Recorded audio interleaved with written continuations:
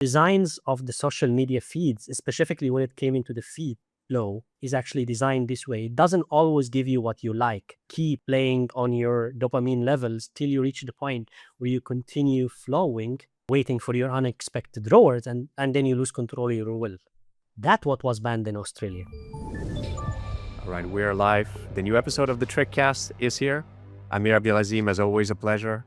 What's going on? What's happening this week in tech? What are we? Can you give the viewers maybe some insights into what are the topics we're gonna allude to? It's pleasure always, Alex. Likewise, 2026 likewise. starting really hard this year. Have you watched Davos this week? Like the Davos speeches and all what's happening The in Davos stuff, Davos? yeah. Yeah. Yeah, one thing that's, let's say, embarrassing almost is America, airing out their dirty laundry at the world stage. You have the heads of states or head of security or whatever going with the governors of states, everybody airing their dirty laundry. It's a bit ugly, I would say, from that respect. Yeah, true. I think we're really witnessing a new world order, like very, very obvious, and it's somehow linked to tech. But anyway, like Can I ask you, before we get into, were there any topics or developments at Davos that you're pleasantly surprised by? pleasantly surprised, none. Pleasantly surprised, none. I wouldn't How say about surprised. Ursula von der Leyen making it easier for startups to operate across different European countries? I hope they make it. I hope they make it too, with less Hope- bureaucracy. Like, I'm good. You know what? If we start there, we start there. So the point is, here it is. What I'm thinking is, we are talking about a world fully dominated by American tech, and that's not cool at all. And we're gonna talk today about 3 topics where we're seeing this. Not cool at all. Nothing against American tech, but it feels completely unbalanced that we are all controlled by an office that sometimes is also chosen by not the right measures of choices from my point of view. So we're now handing over all the reins of our new generations to one office. So is there any place in the world that I would trust to start actually placing the equilibrium against that dominance? Okay, we talked last week about China. Hell no, I don't want that. It's gonna be worse in reality. So Russia, no, thank you. Again, like it's gonna be an ugly choice, but I don't want to be forced there. Where rest of the world? It's gonna suddenly pop up from anywhere that is actually literally have no choice to create a chipset or no choice to create a cloud, no control on cable of internet on a server. That leaves Europe. And Europe is the only place that is equipped to really put some equilibrium. And my main problem with Europe is that they're putting their own speed bumps. They bumping, like they really like slowing themselves. We are slowing themselves, so we are all in EU now. Like we're slowing ourselves.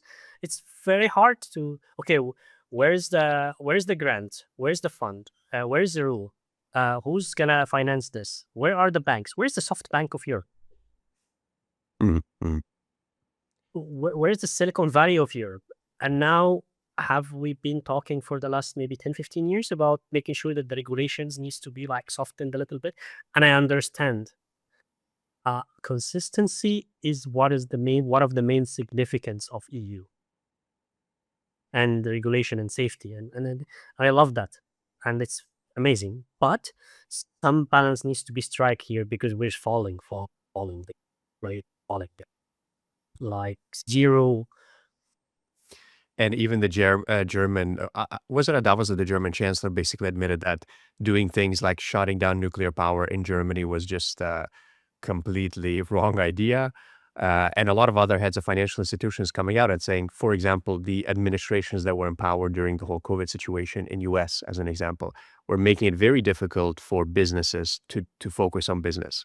They're making everybody jump through hoops and regulations. And it was a very tough environment to do business with, and that's coming from America with the most unicorns and startups per 100,000 people, right? So imagine if then versus now in the US, again, all criticism aside, what if Europe just took the foot off the restriction pedal, let's say off 30% or something like that? I think that would unlock quite a bit of potential. Okay.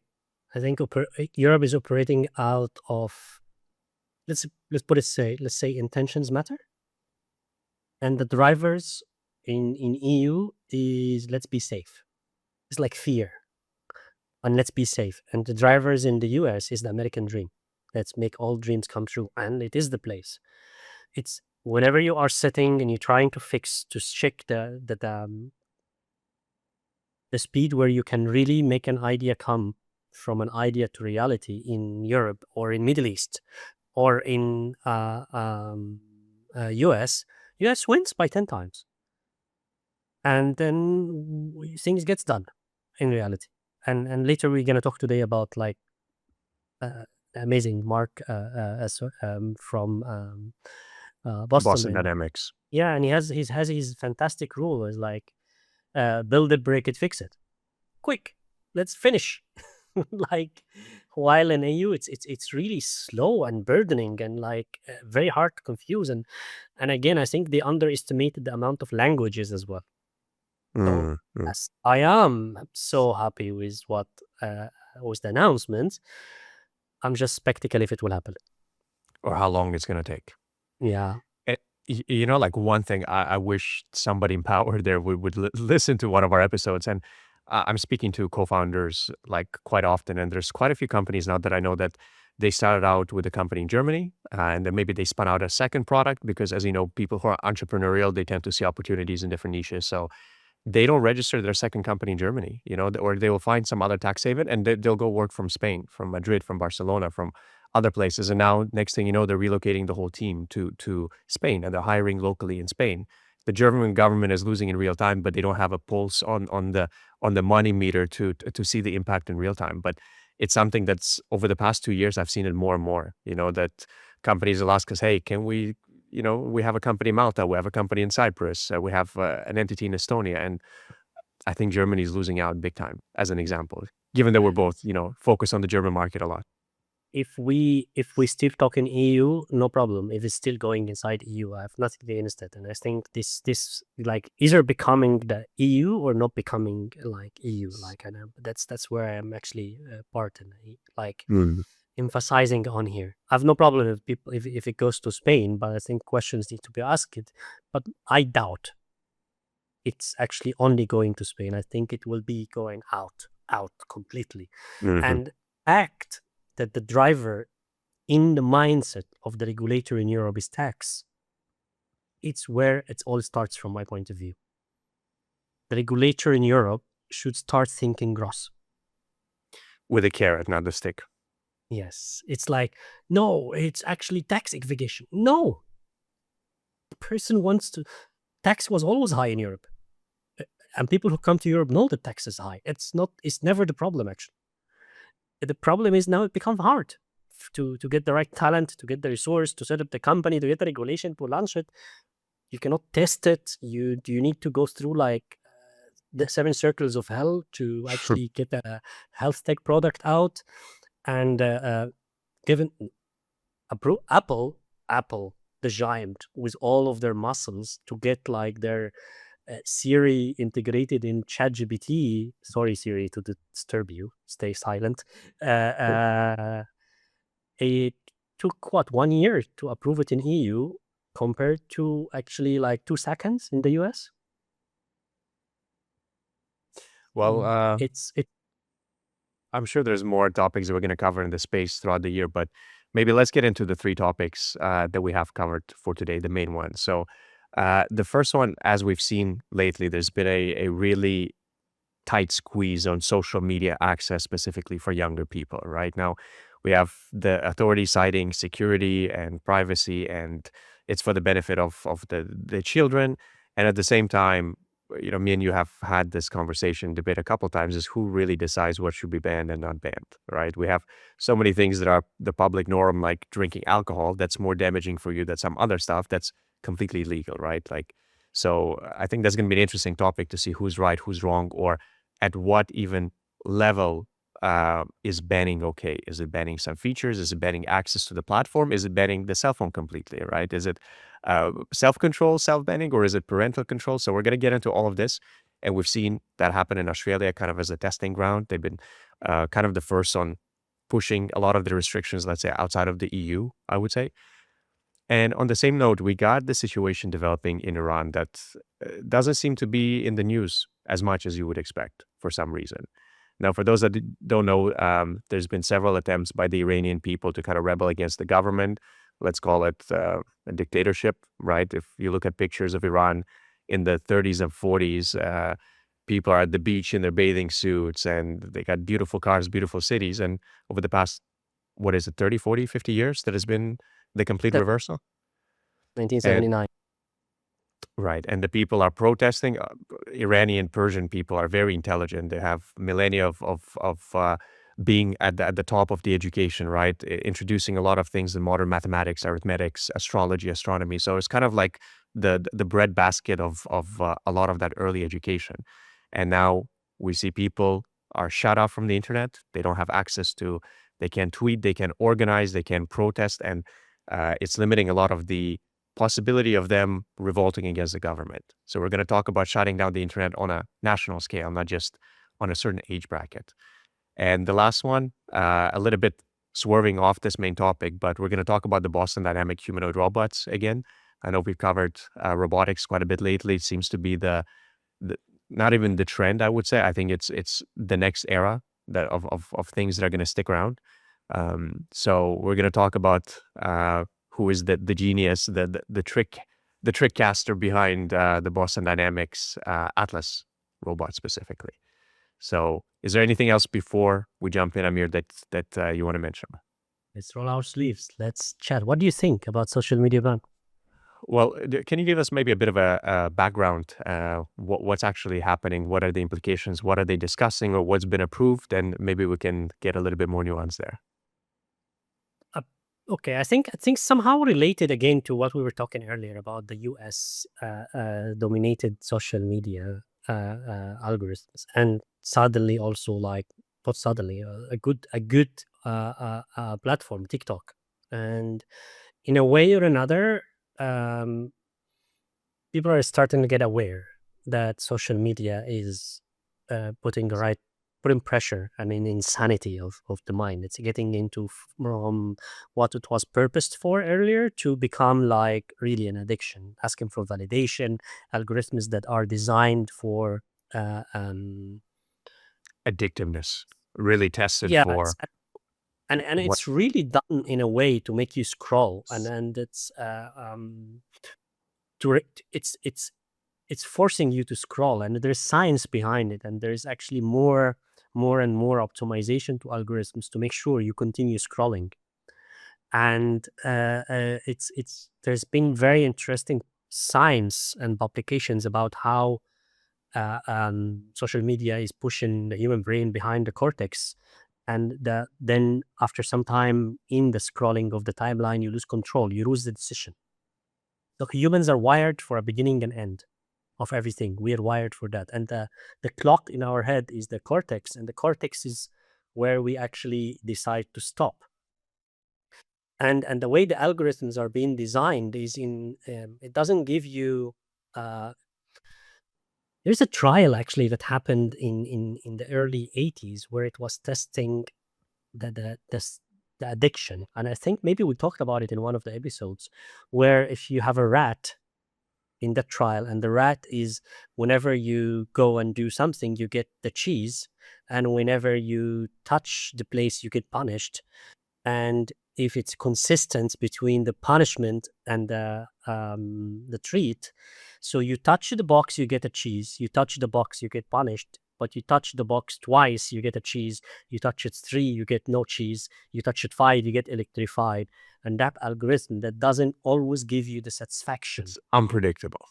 Yeah, the unpredictability there, where you know that the cheese will come at some point of time, and it's been discovered that the one rat that was actually always getting the cheese stopped, and the rat that was being always punished actually stopped, but the rat that didn't know when actually Mm, the cheese will come and when the punishment will come continued, and then turned it into addiction to the point of self-destruction. Like he could electrify himself till the moment of death, actually waiting for the cheese. And the designs of the social media feeds, specifically when it came into the feed flow, is actually designed this way. It doesn't always give you what you like. It actually keeps playing on your dopamine levels till you reach the point where you continue flowing, waiting for your unexpected rewards, and then you lose control of your will. And that's how people lose time on the feeds. And having said that, that what was banned in Australia. It's not all mm, the social media. They wanted first to ban the feed flow.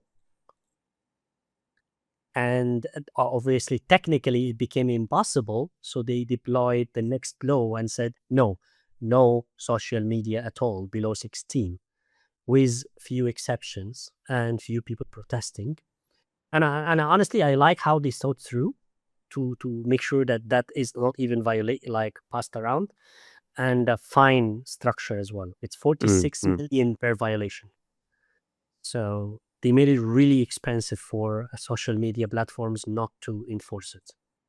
Right, So, right. so that's the 5 cent here. In it's a new way. It's an algorithm that will detect from your facial reaction. If you look like under 16, you will be banned. It's not just you saying I am over 16. Mhm, mhm. And if the way you type or the way you are actually doing the algorithm, responding to comments, it looks like you are under 16, the algorithm will flag you and will ban you.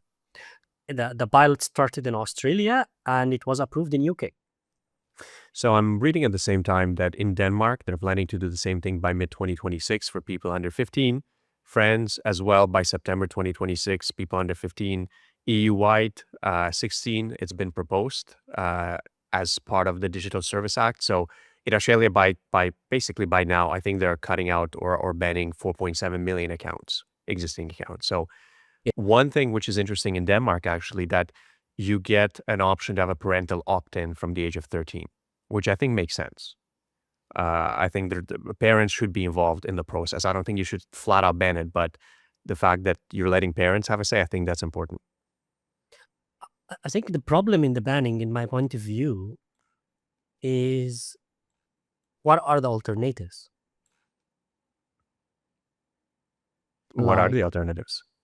yeah, like before social media, it was TV, like national TV and people watching. There's like entertainment that is existing. There was actually school activities, and there was a lot of stuff that actually teenagers and kids are involved in. Even newspaper or magazines. I used to read like magazines or newspaper when I was a kid, and I don't see this existing now. So you're creating a vacuum in reality, and also you don't want that vacuum to be replaced by real drugs in Mm. reality, or by alcohol, or by whatever. I'm not sure where's the right place to cut here, but definitely what is happening now is unethical. Like it's teens are being dragged into a real dopamine rush, uh, uh, out of control situation. To be honest, Well, I've been noticing I have a lot of friends that are much older, I would say most, but I have a couple that are younger than me as well who are like in their late 20s. And the other day it came up in the conversation that kind of two of them were talking and they agreed that they think they both have ADHD, like their attention span is extremely short. And I think maybe Elon said it that short form video is like one of the worst possible inventions that we could have had. But it's true, you're seeing even like taxi drivers, they have their GPS and they're just on TikTok. Next, next, next, next. It's like it's unbelievable. So I think the first level of responsibility is your own. And I'll give people an example. In my phone, for example, I have an Pixel, and what it lets me do, let's say if I want to ban a particular app, I can hold my finger on it and I just pause the app, right? So the app doesn't appear anywhere on my phone unless I explicitly search for it in the search bar. And the clever thing is, you know how usually the yes button is the right one? So if you're like trying to accept the policy or the cookies, like, yes, yes, yes, you're smashing the right button. Here, to unpause it, the button is actually reversed on the left side. And just that one extra step, that it's not automatic right click, but I have to move my finger to the other side of the phone, half of the time at least, is preventing me from unblocking Instagram for the day. I was like, whoa, I feel myself like a rat just clicking. It was like, oh, it gives me a pause. So I think there's a lot of things like that people should be educated about. Parents, right? If you're going to buy your kid a cell phone, you should probably activate the parental mode and set only X amount of apps or X amount of hours per day should be accessible. But I don't believe in banning anything. I think the government has a terrible track record of banning a lot of stuff that probably wasn't the best decision, and allowing other stuff that should be banned. What are your thoughts, Amir? I'm going to talk as a parent.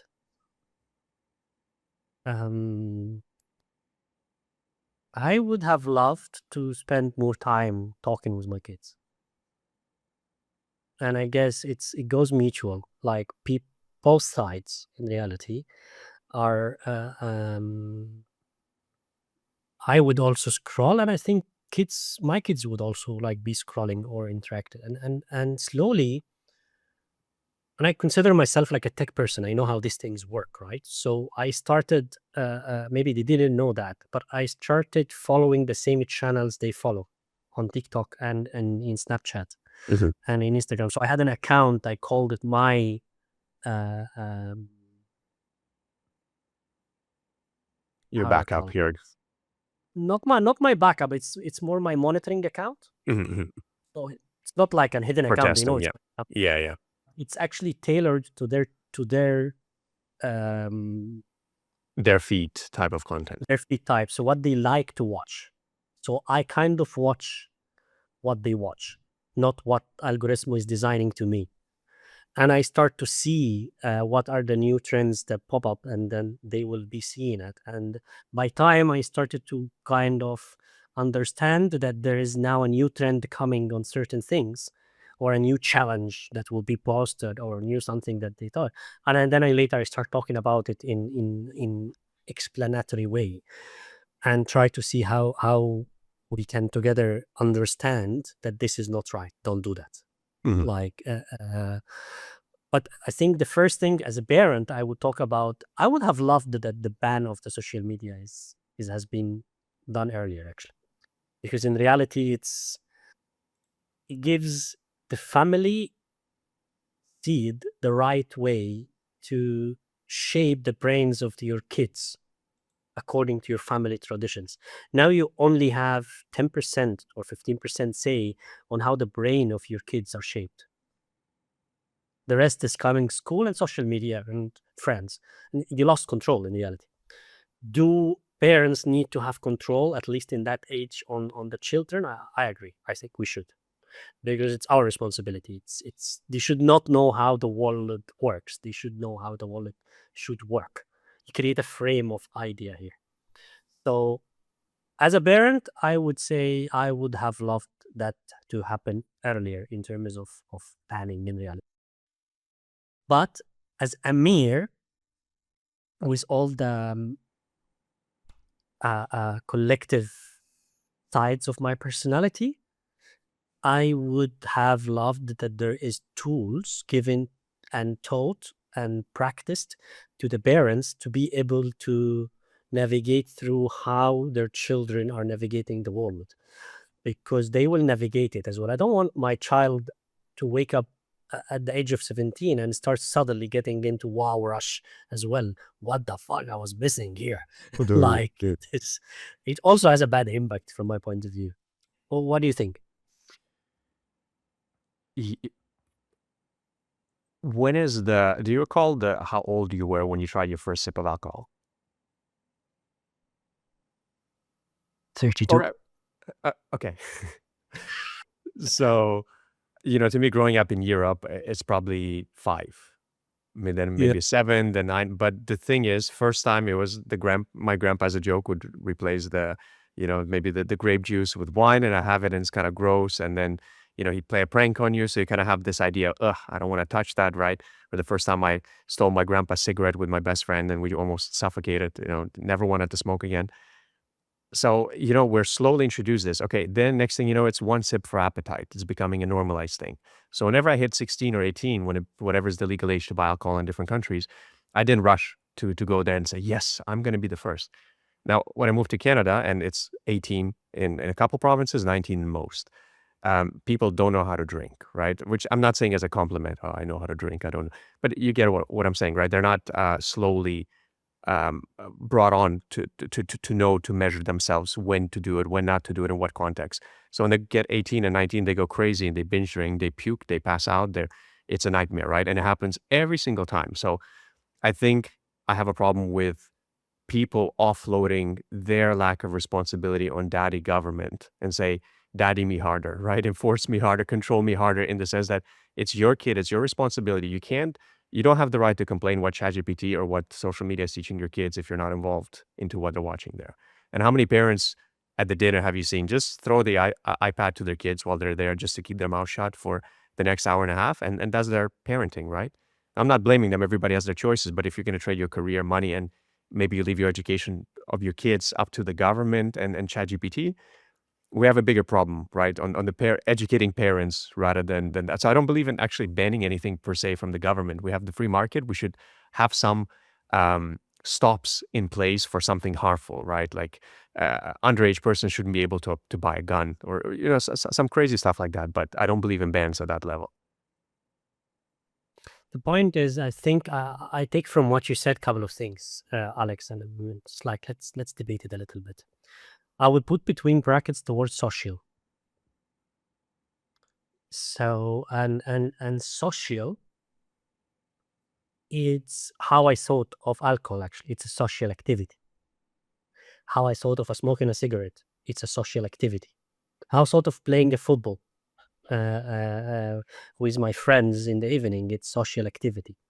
So it's social activity, and social activity should be governed, monitored, regulated till you are an adult. And social media is social. If people start thinking about substance, regardless which substance, digital substance or alcohol or smoking or drugs or, I don't know, sugar, cake, chocolate, any substance that is actually linked to their own pleasure, not as literally a social activity, Yeah, 100%. then it becomes a problem. And the governance of the social activity is the responsibility of the parents. I agree with you. Government can say whatever, wherever they say, in reality. Okay, and again, what is that? So the government banned social media and make it illegal. And you know what? If I catch you on social media, I'll take you into a rehab. I'll put you to jail. That's a failure to the father. Mm. And I agree with you actually in this. Parents has to control, but also to put it on their next leg of the conversation.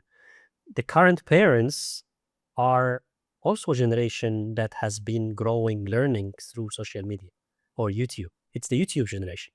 Mm. Mm. And they themselves are also addicted to the same social acceptance, where become actually, I'm accepted through my Instagram feed, and I'm benchmarking myself through this. And then there's a whole level of industry called influencers that they are gearing to influence. We are trying to influence, right? And we're trying to do it in our own good way or bad way, whatever as people would see it. Some others are trying to do it on the wrong way. So my verdict here is, I think I kind of agree on the ban from Australia for under 16, at least now, because it's given a shock to the system. But I think this shock to the system should be temporary till it is properly regulated. Mm. But you know what I think would be a smarter move, but I don't think the people in power are competent enough to execute it on a technical level. Like you're mentioning the infinite scroll, right? That's a pretty new thing, because if you think of Facebook 15 years ago, you'd scroll down and then you have to wait for the page to load, whereas now it never stops, right? Like you can scroll, if there could be a limit placed on that, like you only scroll what happened in the past 48 hours. There could be some, I would care much more if they protected my data. If I had a kid who's 14, they're on Facebook, why don't you have some kind of protection where the photos or the information from there is not being fed to advertisers, right, for the past however many decades? I would much appreciate that, and let me as a parent or whatever regulate best I can. I think at the end of the day, people just need to take responsibility. I've been I don't know if this is appropriate for the podcast, but why not? So I have a friend. He's recently in a relationship. He was asking me for some advice, and we're on social media, and I said, look, here's what you do: avoid temptation at all costs. Go to your explore page, and every time you see something that is not your girlfriend or something you shouldn't be seeing or something you'd be embarrassed if your girlfriend saw you, just click on it and go not interested, not interested, not interested. And last night he was telling me, I went with my girlfriend. He said, "Oh, can I see your like Instagram? I just want to see like what kind of stuff it shows you." And it was just gym stuff and puppies and stuff like that. And he's like, "Man, you saved me." But part of it is the algorithm. They're going to show you the booty shorts and the yoga girls and the jag guys with the 8-pack, right? And the Lambos. But you have to reach a certain level that you decide not to play those games. It's everybody's always going to be richer, better looking, and happier than you on social media. You have to realize that you're just seeing the best, the highlight reel, right? So I still believe in personal responsibility, that minimum government, minimum involvement. We're 30 years old. I think the point is you're talking about also a person that has not formed. It's a Right. medical deficiency. And on It's this note, Amir, actually a physiological deficiency. The before age of 18, your brain is informed, your right? brain is not formed right to actually make the decisions. And for me, it's this deformity. It's a medical condition. Like, and we should think about it this way: you are not yet capable of taking Self-control, decisions, restraint, yeah. self-control and restraint. And the second one is the ideology. And for me, it's much worse than even the first one. It's like taking away the addiction. It's the shaping of the ideology. It's actually, we are all now going to be thinking how Mr. Trump thinks, because Mhm. that's the algorithm is allowed. And then we're going to rebel a little bit, but in few years, we will all become like Social condition. a condition that this is the right and this is wrong. And again, I think Trump is an amazing businessman. I'm not talking about him himself, but ideally, is it like that's the only right thing? Okay, Trump, or that's the only right Or thing? Elon Musk? whoever is the next person in power, if all of these guardrails are in place, right? So that's another form of dictatorship.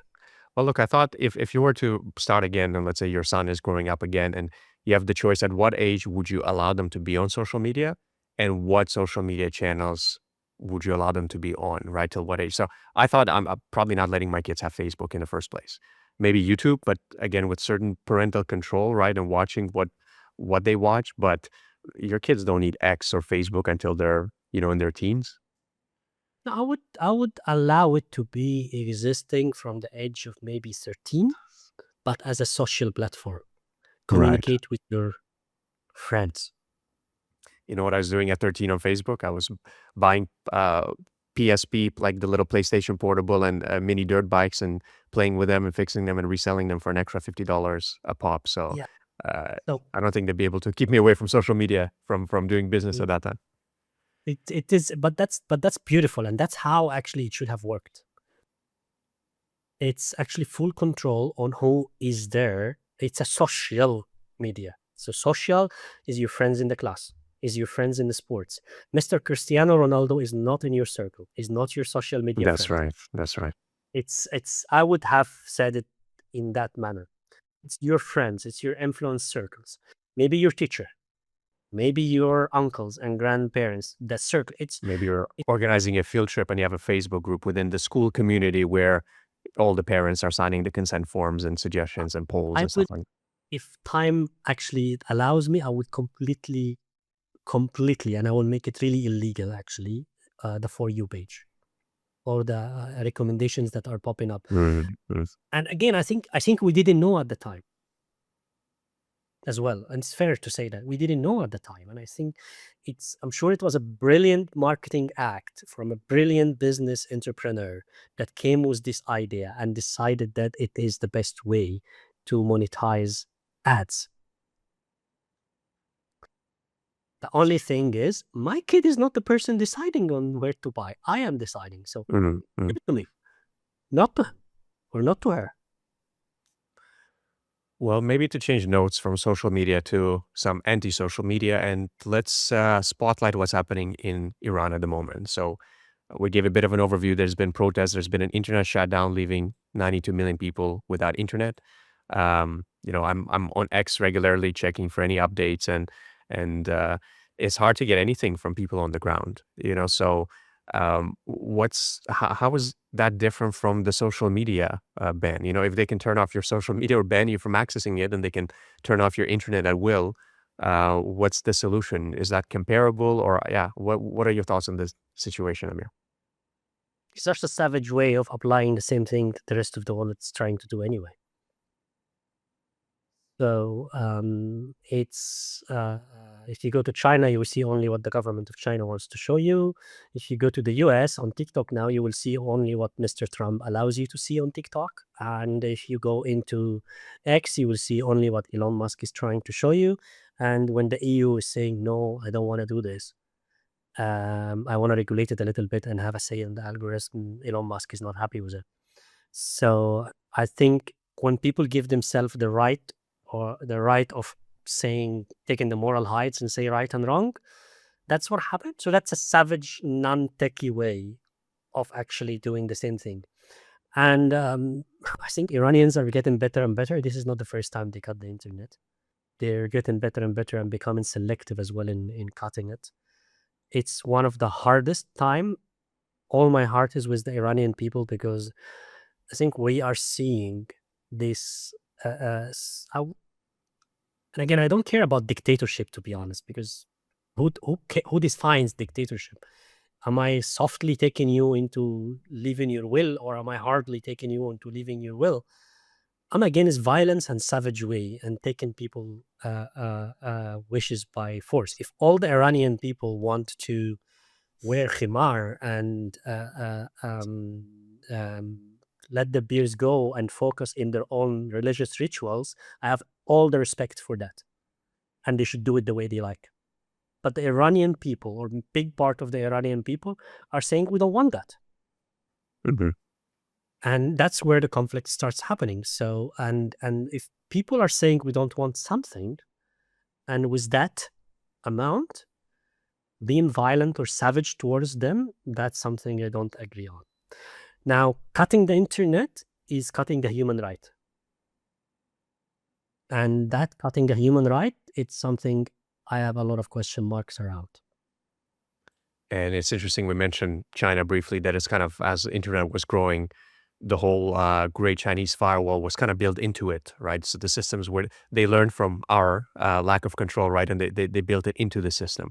And now we see that Russia is actually testing something similar, having a complete kill switch where people in Russia are basically on a separate internet completely from the rest of the world.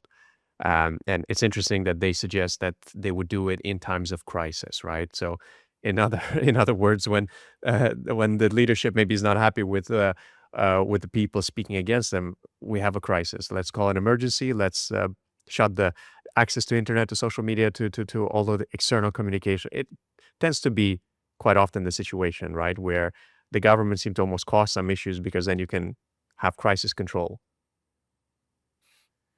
Yeah. And I think it's where you draw the line, Adonis. If you think about North Korea, let's go to the extreme. Like North Korea, the North Koreans has no access to the rest of the world. Completely. It's whole,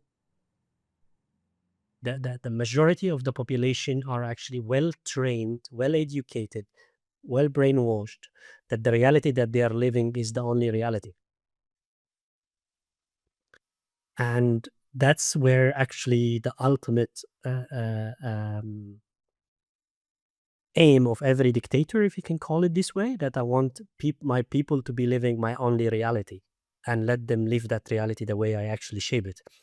Now, if we go to the internet, and I think all the topics today are somehow related to each other, right? So if you're talking about the EU Act, and if you're talking about social media ban, if we're talking about internet cut in Iran, and I'm going to take some time to talk about the technicalities as well and the national securities of it, but at this point of making sure that people are having the freedom of choice, I think we have a vague line now on where the definition of freedom is. So I did not tell my child that the freedom is eating apple every morning? Or what is the frame of reference here that says what is right and what is wrong? And in the old days where we were all like growing in a much softer way, we kind of grow on the human values. We had a Human Act, we had a UN Act, we had a world order after World War II, with some exceptions here and there, but we kind of grow on the facts of humanity, understanding what is right and what is wrong. Human life should not be touched. People should have the minimum freedom of actually accessing the right food and clean water. And we have rules that we have been following and making sure that this is needs to be followed. Now, who defines these rules? The vague is it's becoming blurry.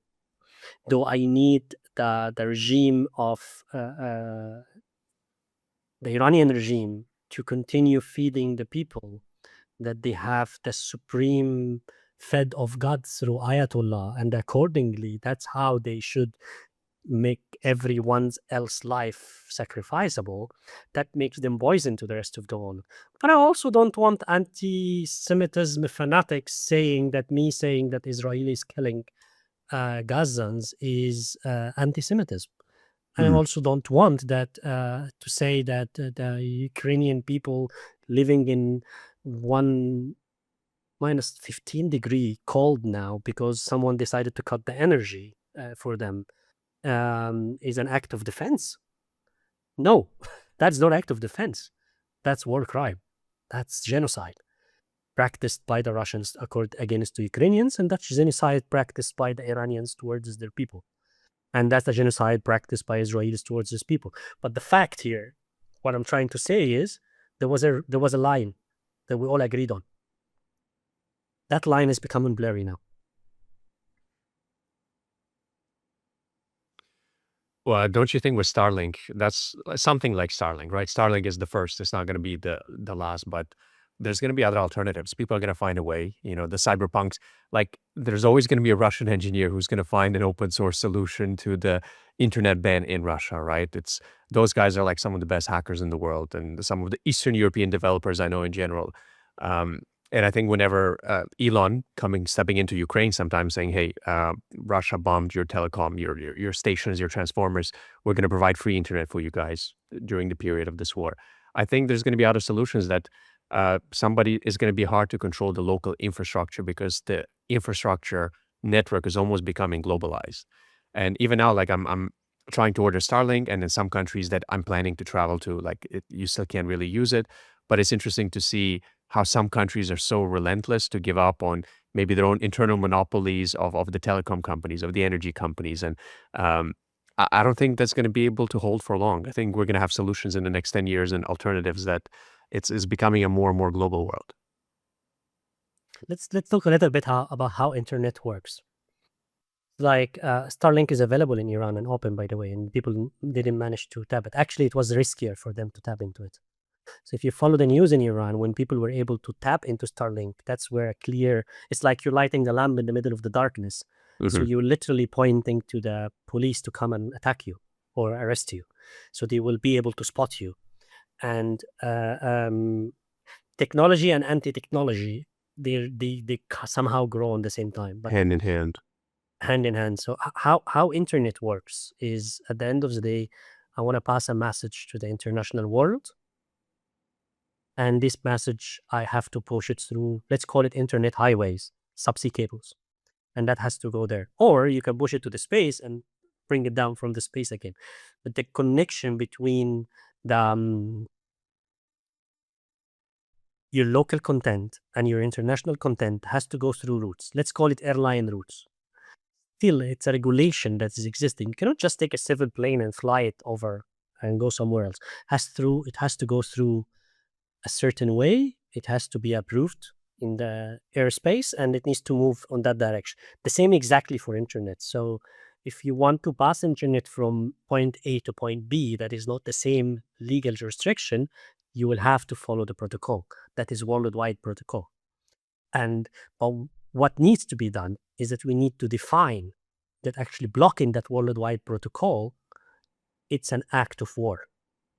Mhm. Don't block it. It's the same like declaring an off-fly Turning off zone. electricity in the middle of the winter, yeah. Exactly. Like cannot do an off-fly zone. Like an off-fly zone means something in airlines. It's the same for internet. Don't just block the flow of the traffic. So that's one point. So it's kind of it's somehow impossible. And boy, and the scenario of Ukraine and versus the scenario of Iran, when it comes to Starlink, we can have a full episode about it. In Ukraine, the government wants the Starlink to work because it's an aid to their people. Because in this case, the intruder stopped it, right? Mm. While in the case of Iran, the government of Iran doesn't want Starlink to work, so they have blocked it with jammers, military-grade jammers in reality, so satellite cannot get in. And then they decided whom to see and whom doesn't to see. Yes, there is loopholes. You will find it anyway. But the physics cannot be beaten. There is a physical medium that has to exist. And that physical medium is either air or cable. And if it's microwave, it's microwave. If it's cable, it's cable. They need to exist. And that air to the satellite or that air to the 5G or the 6G network is still, we are able to block it when needed to be blocked. And it's not defined as a violation of act. It's not a violation. It's not yet defined as a violation of human rights to switch off internet. And that's where I think the problem is. So I've been in my career a few times where I had to press the kill switch myself, or through my team. What was the context? Same, it's a national security request, and as a person, an executive in a telecommunication environment, you are binded by licenses. And this licenses is internationally approved. And when you get a request from actually the regulating body, you also has to be neutral here, and you have to follow the letter of the law. So, and there is a dilemma here, because bear in mind as well, let's put Iran aside. Let's talk about, I don't know, any other country, country C. They call it the Banana Republic. I don't know if there's a company called Banana Republic, but the Banana Republic. And this Banana Republic, there's people that are entering the country and causing national disturbance from outside and really provoking the rest of the people. And I want to put control on it. It's the sole responsibility of the national security of that country to decide that now actually electricity or now communication in that place is a requirement to cut or control. And in that case, you will have to comply. One of them was really painful to me because I was really seeing what is happening in the situation. And there is a moral compass that should not be done. And there is another compass where actually I have an obligation to my job. That is not my decision. And all what I managed to do in that situation is to drag it as much as possible by actually playing the game of the law. Who are you? Are you really the right person to give that command? Can I have it in writing? Can I confirm that the others are doing it? Why is it only my network? Can I check, confirm that the other networks are doing it? Okay, no, Can I talk to my lawyers? Can I get my competitors to make sure that they confirm they cut the network with me as well on the same time? Why you are not cutting it from your side? You can play that game for some time. But at the end of the day, you have to comply, and you can play your cards. Like, okay, if I'm the person, if I'm the only operator that will cut the network in this situation, my customers will leave me to the next competitor. Maybe you are manipulating the market. And you can play that to the point where you will really start seeing, I don't know, Men in Black. People showing up at your door, yeah. Yes. And when the Men in Black shows up, it's really out of your control. That's it. Yeah. So you have to make a decision. It's national security blended with people choice. And I think it's a very complicated area. We can have like few hours to talk about it. Man, my 5 cents here, there should be a global United Nation agreement to make internet a human right. It's a human right that when a country decides to violate that right, it's a violation of human right, and it should be criminalized and then put you into the criminal zone. And now, also, countries that would like to play that game, they should also don't be savage. Like, buy yourself a couple of new tech boxes and be selective on how to be running your intelligence, and decide where to go and where not to go. And I'm not going to talk politics here, but there should be proper, there is, not should be, there is proper technological ways where you are able to pinpoint the person that you would like to put some controls on. It exists in the last 15 years. So, and if people are deciding to be voicing their anger about something, they are angry about something. That they should say it. We should not kill people en masse because someone decided that that's the right thing, regardless whose people are those. Well, speaking of people in mass, we have somebody else who's about to be mass produced in mass. And that brings us to our last topic, Atlas, the latest edition of the Boston Dynamic robots. And I know you wanted to talk a little bit about the founder of Boston Dynamics as well. So what's a good place to start there, Amir? What's important to keep an eye on in that story?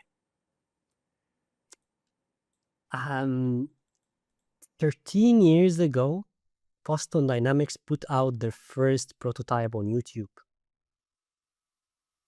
And since then, I was like really like a big fan of following how this company works. And I don't know, maybe it's the first time I'm going to say that. In Robotics, our business actually is innovation dynamics coming together into the word Innovatics. And it was inspired by Boston Dynamics in reality. Originally, we wanted to call it Berlin Dynamics. And it's so Mark has been an inspiration since I spotted the first time he said, "Let's give robots legs." So he's the man who give robots legs, and he had a very interesting perspective. Is that before actually Boston Dynamics is starting giving the robots these 4 legs, and then suddenly the 2 legs, and working with electromagnetics and oil, every other robot was built on wheels, similar to the cars. And then Mark and his team, and starting in 1992, came with the point that let's give robots legs, and that robots needs to work. And I love his mission because he's the person that simply said robots will come. And I'm talking about 1992. So we talked earlier about few other robotics founders, but actually Mark was the one that is really, we call him the father of robotics. So if the new nation of robots in 30 years decide who's their god, so probably Mark is their god, and how he actually did it. So yeah, So I love what's this. yeah, and that's the robot, the Atlas in action. Yes. $120,000. Not, I think that's probably going to come down about 10x over the next 10 years, at least. Actually, the vision of Boston Dynamics is published online. So starting this year, what's really different about the Atlas in front of us compared to the first version is the ability of Atlas to so it's full. Actually, the joints are electronic. There is no oil inside, and And it's they're fully like capable of doing 270 its own degrees, safe pretty much. movement.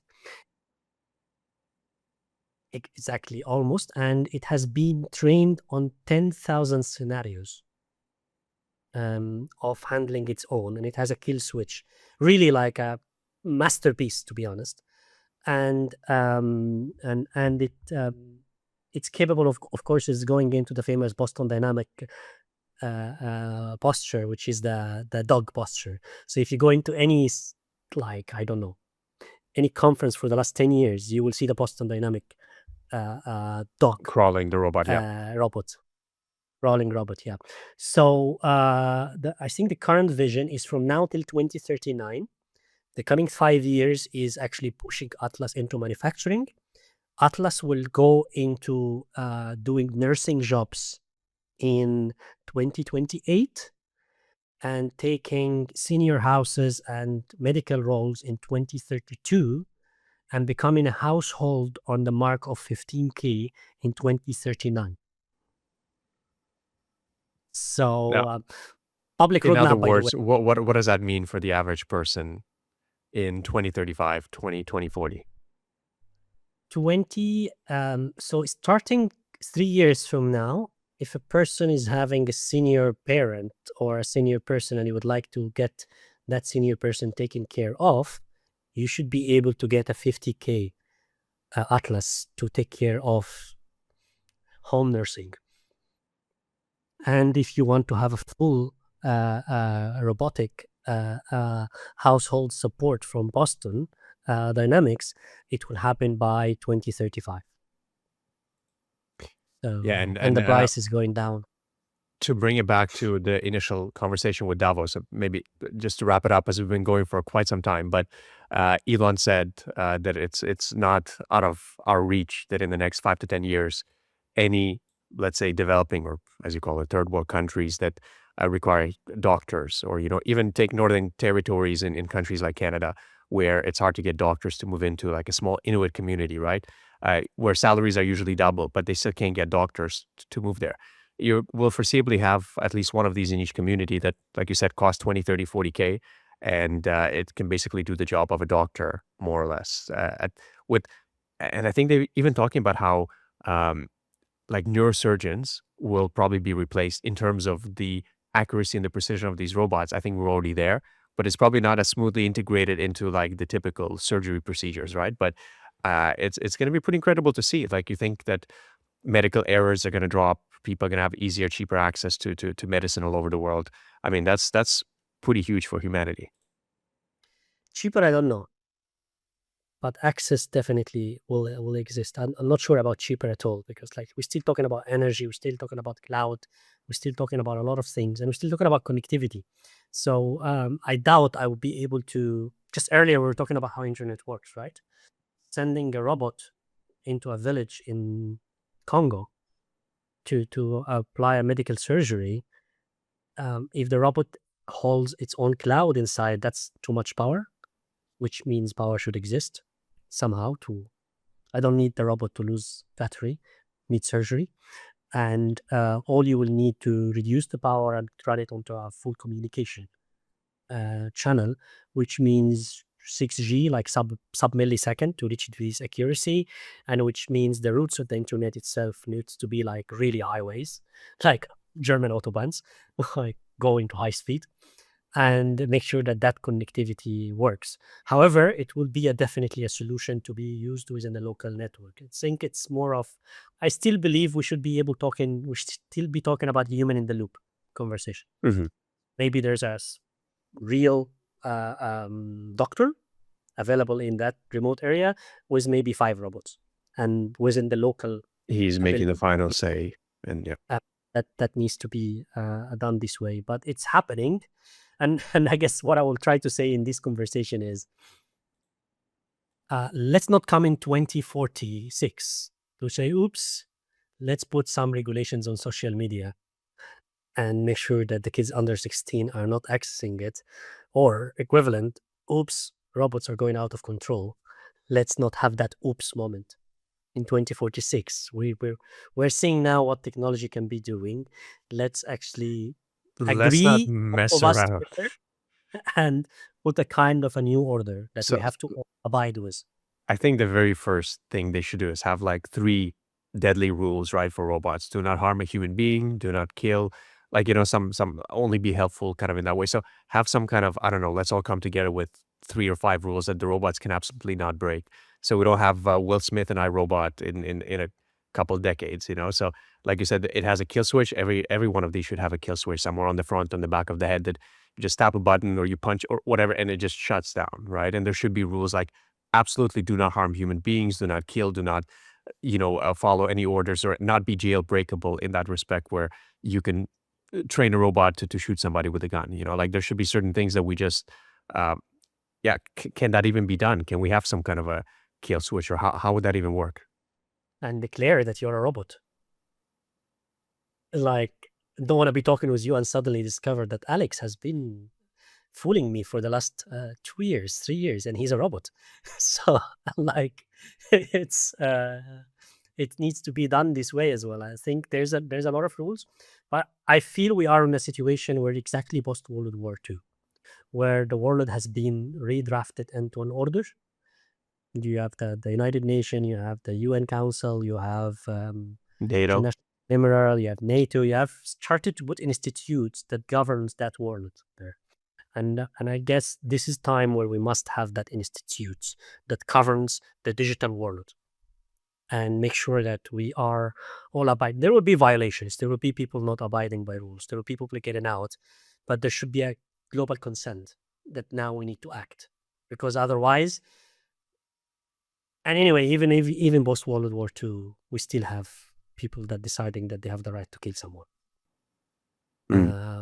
It should not stop us from innovation, but we should be, as much as possible, create a greater goodness, law, and order that we have to all follow, and it should not be decided by one nation. Because this is where it becomes completely wrong. Well, I'm with you on that, and we'll definitely keep an eye on these developing stories, ethics in robotics and AI, and everything else in the tech space. So, Amir, is there any other parting words before we wrap it up?